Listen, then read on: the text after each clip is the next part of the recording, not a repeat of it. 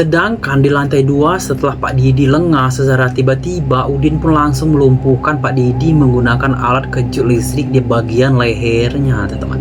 Hai teman-temanku semua, baik, kali ini kita akan membahas kasus lagi teman-teman ya, terjadi di satu keluarga ini teman-teman ya, sangat naas sekali teman-teman ya. Seperti apa kisahnya, ikuti terus channel Bang Jerry. Semuanya bermula di rumah ini teman-teman. Rumahnya cukup mewah milik Didi Harsowadi yang tinggal dengan istri yang bernama Nita teman-teman. Nita Anggara lebih tepatnya teman-teman ya. Ini yang mana saat itu di usia mereka yang udah cukup tua, mereka ini cuma tinggal berdua di rumah ini teman. Cuman rumah yang cuma berdua yang cukup besar rumahnya teman-teman ya, yang ada di wilayah Bandung Kidul, kota Bandung. Sedangkan saat itu anak mereka satu-satunya itu nikah dan memutuskan tinggal di luar dengan suaminya teman. Sedangkan Pak Didi dan istrinya awalnya menikmati masa tua mereka di rumah ini yang awalnya nggak ada masalah sama sekali teman. Bahkan Pak Didi dan istrinya pun itu dikenal sebagai orang yang penyayang, karena di rumah mereka ini sering ngasih makan kucing ada di sekitaran rumahnya. Emang awalnya mereka pun cukup tenang dan bahagia selama tinggal di rumah ini, tapi dibalik itu semua karena rumah mereka yang cukup besar untuk ditinggalin yang cuma berdua, jadinya di tahun 2014 Pak Didi dan istrinya pun mulai berencana menjual rumah ini teman-teman. Setelah mereka yang sama-sama sepakat, mereka pun mulai nyari tahu soal harga yang tepat. Setelah menemukan harga yang pas, akhirnya mereka pun mulai memasarkan rumahnya dengan harga 3,5 miliar yang dipasarkan dengan berbagai cara, mulai dari mulut ke mulut sampai menggunakan media sosial, khususnya jual beli properti.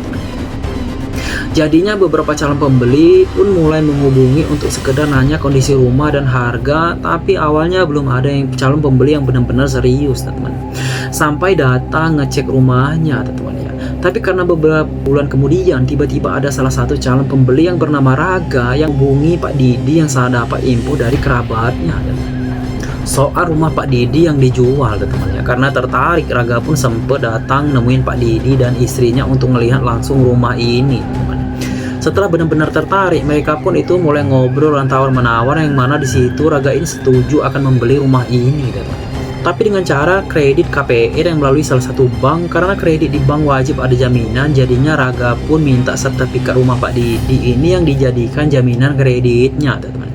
Awalnya Pak Didi dan istrinya pun langsung sempat ragu karena rumah yang dibeli justru dijadikan jaminan, tapi Raga yang saat itu udah kepengen banget ngebeli rumah Pak Didi terus membujuk dan ngaku kalau dia udah siapin uang sebesar 130 juta yang sebagai DP-nya yang akan diserahkan ke Pak Didi. Karena ngelihat Raga yang benar-benar serius, akhirnya Pak Didi dan istrinya pun setuju teman. Jadinya Raga pun langsung ngasih uang DP-nya dengan cara ditransfer teman.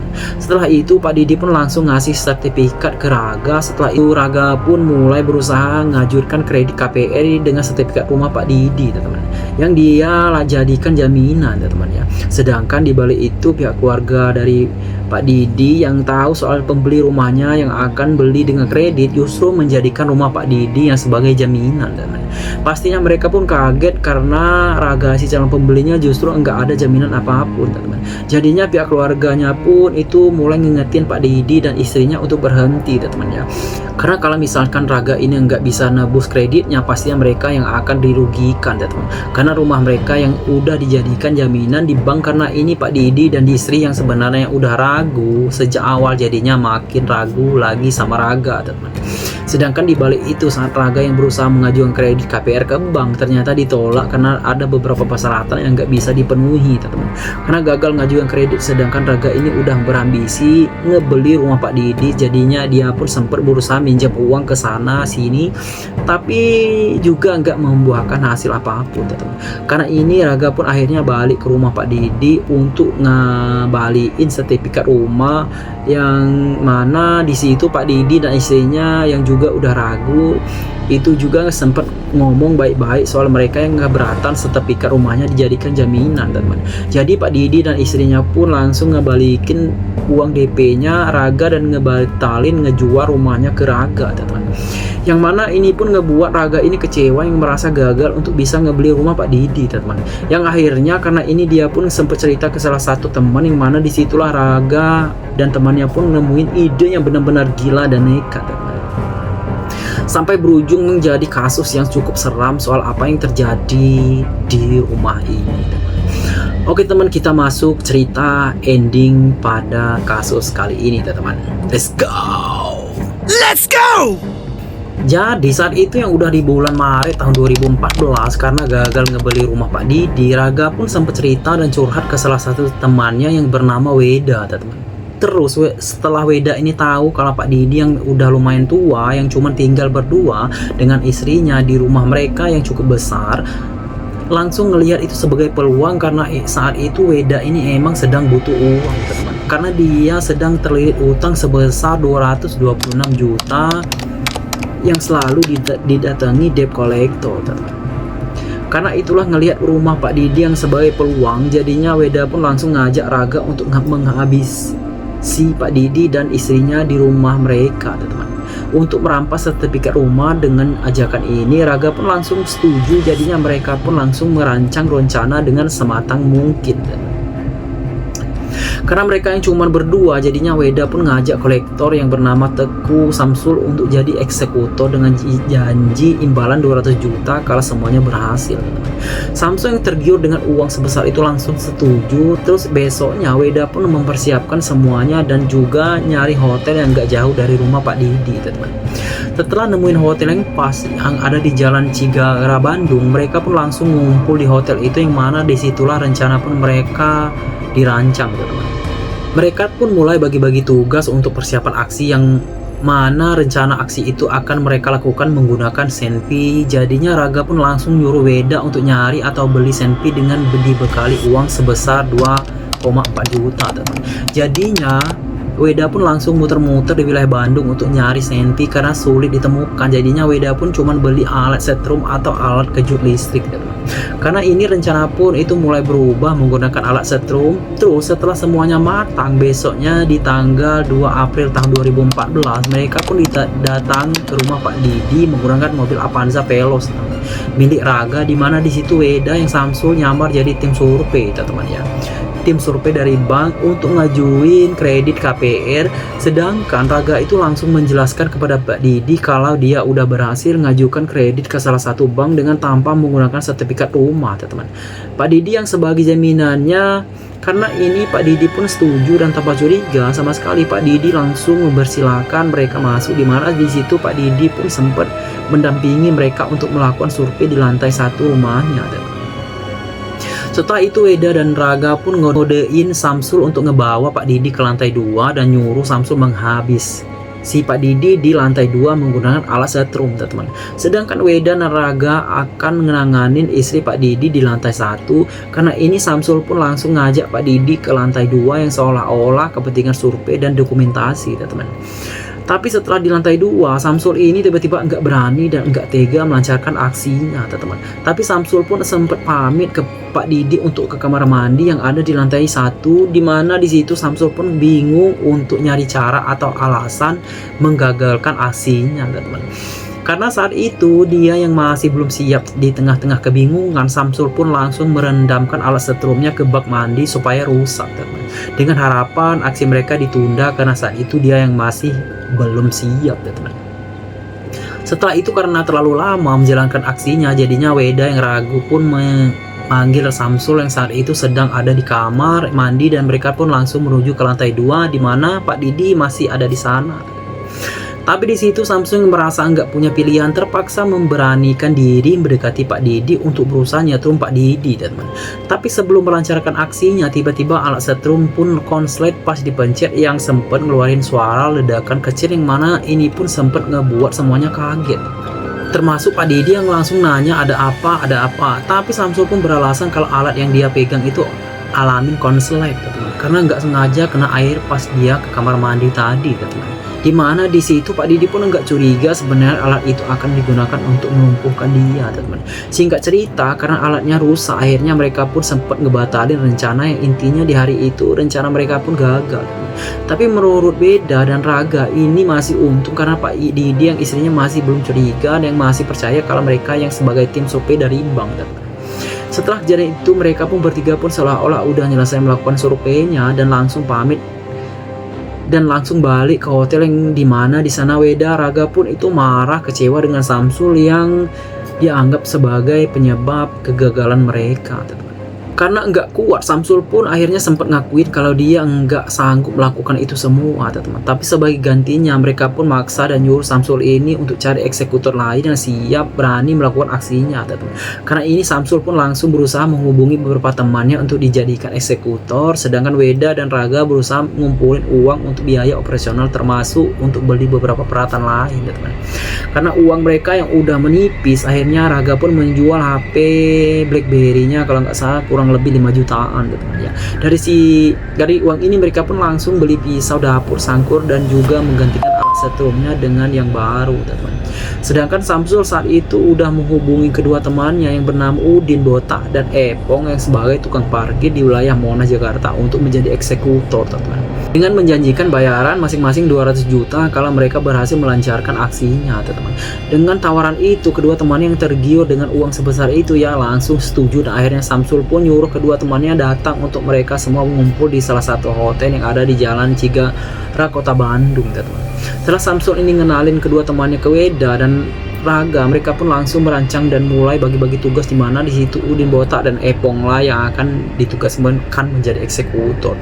Terus setelah kesemuanya siap, di tanggal 10 April tahun 2014, tepatnya di jam 11 siang, teman, mereka pun mulai beraksi. Awalnya Raga ini sempat datang nemuin Pak Didi dan istrinya ini sendirian di rumah mereka, teman, untuk ngomongin soal kelanjutan yang akan dikembaliin rumah Pak Didi, teman. Yang katanya tim survei dari bank itu akan datang lagi untuk kembali survei rumahnya Pak Didi, teman. Pak Didi dan istrinya yang masih belum curiga kembali ngizinin, dan enggak lama kemudian Weda, Samsul, Udin Botak dan Epong pun nyusul ke sana, yang lagi-lagi mereka pun menyamar sebagai tim survei, teman. Awalnya mereka pun sempat ngobrol di ruang tamu, bahkan sampai dihidangkan minum. Setelah ngobrol-ngobrol, Udin dan Epong pun langsung pura-pura ngukur luas tanah dan bangunan yang dipandu Pak Didi, teman. Setelah selesai ngukur bangunan, Udin dan Epong pun minta Pak Didi ngebawa mereka ke lantai 2 untuk ngecek ngukur bangunan yang ada di bagian atas, teman. Jadinya mereka yang cuma bertiga naik ke lantai 2, sedangkan istri Pak Didi itu masih di lantai 1 ngobrol sama Raga, Weda, dan Samsul di ruang tamu, teman. Sedangkan di lantai 2, setelah Pak Didi lengah, secara tiba-tiba Udin pun langsung melumpuhkan Pak Didi menggunakan alat kejut listrik di bagian lehernya, teman. Setelah itu mereka pun langsung mengeksekusi dengan menggunakan sangkur yang membuat Pak Didi pun langsung menghembuskan napas terakhirnya. Setelah itu mereka pun langsung mancing supaya istri Pak Didi juga naik ke atas. Pas istrinya naik ke atas lantai 2, mereka juga langsung mengakhiri atau mengeksekusi istrinya Pak Didi, teman. Setelah beres melakukan itu semua, Weda dan Raga pun langsung menggeledah rumah Pak Didi untuk nyari barang-barang berharga itu kayak berkas dan sertifikat rumahnya, teman. Dan juga sempat ngambil barang-barang berharga 3 HP dan 1 jam tangan, perhiasan, dan juga uang sebesar 2 juta, teman. Setelah itu mereka pun langsung ngebungkus tubuh Pak Didi dan istrinya menggunakan spray dan langsung memasukkan tubuhnya ke mobil Grand Livina milik Pak Didi yang terparkir di garasi, teman. Setelah itu mereka pun langsung ngebawa tubuh Pak Didi dan istrinya balik ke hotel yang mereka simpan di dalam mobil. Di sana mereka pun ngumpul lagi dan diskusi mengenai tempat aman untuk ngebuang tubuhnya Pak Didi dan istrinya, teman. Sorenya setelah mereka nemuin tempat, mereka pun langsung ngebawa tubuh Pak Didi dan istrinya ke wilayah Pandeglang, Banten yang berjarak sekitar 6 atau 7 jam perjalanan dari Bandung, teman. Terus di jam 11 malam setelah mereka nyampe di Pandeglang, akhirnya tubuh Pak Didi dan istri pun mereka buang tepatnya di wilayah hutan yang ada di sana, teman. Setelah beres mereka pun langsung balik ke Bandung dan ngumpul lagi di hotel, di mana di sana Weda dan Raga pun langsung nagih uang tadi untuk yang dijanjikan Raga tadi, teman ya. Dan akhirnya karena uangnya belum ada, akhirnya Raga ngasih mobil milik Pak Didi Grand Livina untuk mereka bawa pulang ke Jakarta, teman. Setelah itu mereka pun bertiga pun langsung balik ke Jakarta dengan keadaan full senyum karena dikasih mobil, teman. Nyampe di Jakarta mereka pun langsung menyamar mobilnya dengan mengganti plat nomornya, sedangkan Raga dan Weda itu langsung balik lagi ke rumah Pak Didi untuk ngebersihin dan ngilangin semua jejak, teman, soal apa yang udah mereka lakukan di rumah itu, teman ya. Terus lusanya tepatnya di tanggal 12 April tahun 2014, mereka semua pun itu sempat bertemuan lagi di Jalan Bancu yang ada di kota Bandung, teman. Di situ para eksekutornya ini yaitu Samsul, Udin, Botak, dan Epong itu mulai nagih janji mereka. Tapi karena Raga dan Weda yang masih belum punya uang karena rumah Pak Didi belum mereka jual, jadinya mereka pun cuma ngasih barang berharga yang sebelumnya mereka ambil berupa perhiasan, 3 handphone, bahkan ngasih mobil Avanza Veloz milik Raga yang sebagai jaminan, teman. Setelah nerima itu, ketiga eksekutor ini pun langsung balik ke Jakarta dan langsung ngejual perhiasan dan 3 handphone tadi ke pasar Tanah Abang yang ada di Jakarta. Setelah ngejual itu semua, mereka bertiga pun langsung kabur ke Lampung yang udah ngebawa mobil Raga tadi yang sebagai jaminan dan nunggu kabar dari Raga untuk melunasi upah dia janji sebelumnya, teman. Sedangkan Raga dan Weda mulai berusaha menjual dan menggadaikan sertifikat rumah Pak Didi ke beberapa bank yang ada di wilayah Bandung, teman ya. Di sisi lain, anak tunggal Pak Didi yang tinggal di luar dengan suaminya itu mulai resah, teman, karena udah beberapa hari kedua orang tuanya nggak ada kabar, yang bahkan udah nggak bisa dihubungin. Yang akhirnya di tengah keresahannya ini pun langsung melapor soal hilangnya kedua orang tuanya ke pihak kepolisian di Bandung, teman. Setelah itu, dengan pihak kepolisian mereka pun langsung mendatangi rumah Pak Didi yang ternyata udah kosong, yang nggak ada siapapun dengan keadaan semua pintu udah terkunci. Tapi pintu gerbang rumahnya terbuka lebar dan mobil Pak Didi pun udah nggak ada di garasi, teman. Dari sini anak Pak Didi pun langsung ngerasa kalau dia yakin ada sesuatu yang terjadi di rumahnya, teman. Karena nggak biasanya bapak dan ibunya pergi dengan ngebiarin pintu gerbang terbuka. Karena ini mereka pun langsung minta pihak kepolisian untuk ngebuka pintu rumahnya dengan cara dibobol, teman ya. Setelah masuk ke rumah itu pun langsung diperiksa, yang ternyata sertifikat rumah bahkan surat-surat mobil pun enggak ada lagi, teman. Yang pasti ini pun ngebuat polisi makin terus mendalami dan menyelidiki soal hilangnya Pak Didi dan istrinya, teman.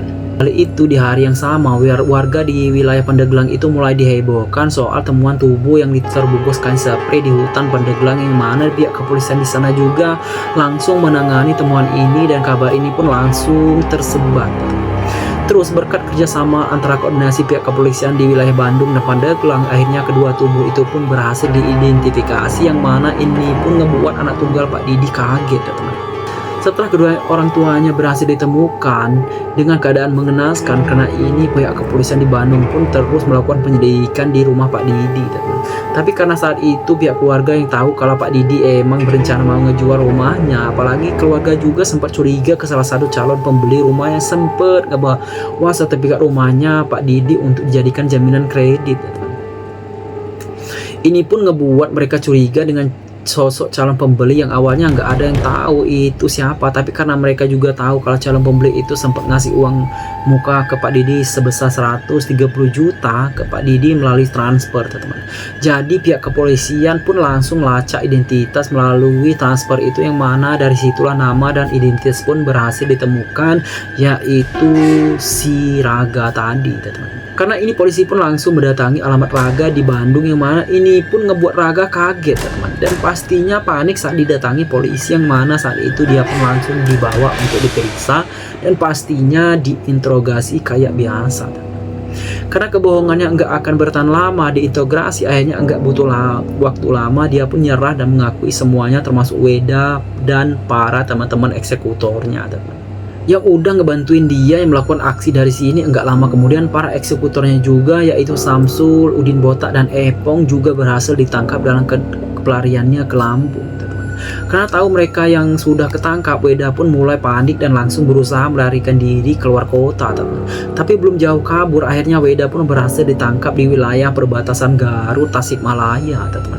Setelah ditangkap, dia pun langsung dibawa ke Mapolres Bandung. Setelah semua yang udah mereka lakukan terungkap dengan motif merampas rumah milik Pak Didi, akhirnya di Pengadilan Negeri Bandung mereka semua pun dijatuhi hukuman penjara seumur hidup. Sedangkan Pak Didi dan istrinya dimakamkan di Bandung, yang mana ini pun ngebuat pecahnya tangis seluruh keluarganya, terutama anak tunggal yang pasti kaget, sangat terpukul dari apa yang terjadi, teman. Oke, teman, kasus kali ini Abang Jerry bahas selesai, teman ya. Kasus naas yang sangat tragis sekali.